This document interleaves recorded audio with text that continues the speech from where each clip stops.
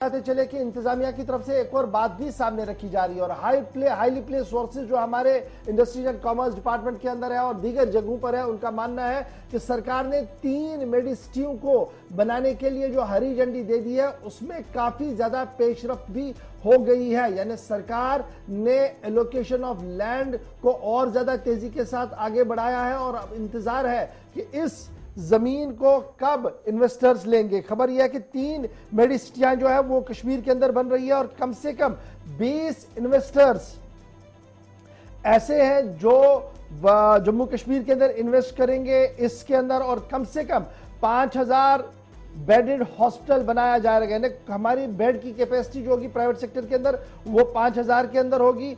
जमीन आइडेंटिफाई किया गया है, ट्रांसफर प्रोसेस शुरू कर दिया गया है।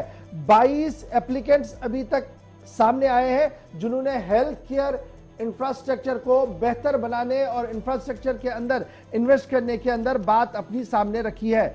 अब जब ये चीजें हो रही है तो इससे एक और फायदा भी होगा कि कम से कम 1000 MBBS की एडिशनल सीटें भी हमारे पास दस्तयाब रहेंगी। एक तो सरकारी कोटा होता है, दूसरा प्राइवेट कोटा होता है। जब ये मेडिकल कॉलेज और कॉलेज यहां पर बनेंगे, नर्सिंग कॉलेज बनेंगे, तो उससे ये फायदा होगा कि कम से कम 1000 इजाफी निशस्तें MBBS की यहां पर मिल सकती है। जो जराया और जो अभी तक हमारे पास इतलात है इंडस्ट्रीज एंड कॉमर्स डिपार्टमेंट की तरफ से जमीन को एक्वायर किया गया है, ट्रांसफर प्रोसेस जो है वो शुरू किया गया है और 3 मकामात ऐसे हैं जहां पर ये मेडिसिटियां बनेंगी। सेमपोरा पुलवामा जहां पर ऑलरेडी लैंड आइडेंटिफाई की गई है, लतपोरा के अंदर दूसरी जमीन आइडेंटिफाई कर दी गई है और श्रीनगर का बेमिना इलाका यहां पर भी जमीन को आइडेंटिफाई कर दिया गया है। तो ये 3 मेडिसिटियां जहां पर बनने जा रही है वो सेमपोरा पुलवामा, लतपोरा पुलवामा और बेमिना श्रीनगर है जिन्हें इब्तिदाई तौर पर सामने रखा गया है।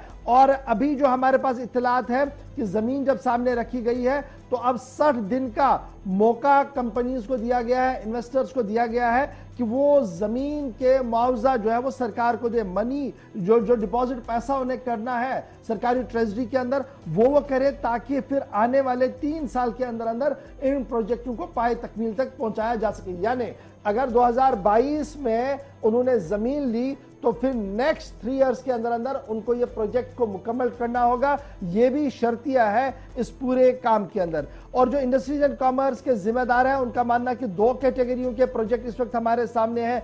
एक प्रोजेक्ट यह है कि जहां पर 200 बेडेड अस्पताल बने जाएंगे और एक प्रोजेक्ट यह है जहां पर 200 बेड से कम भी होंगे और दोनों के लिए जमीन अलग अलग से फराहम की जाएगी। दोनों को अलग अलग तरीके से जो है वो दिया जा सकता है।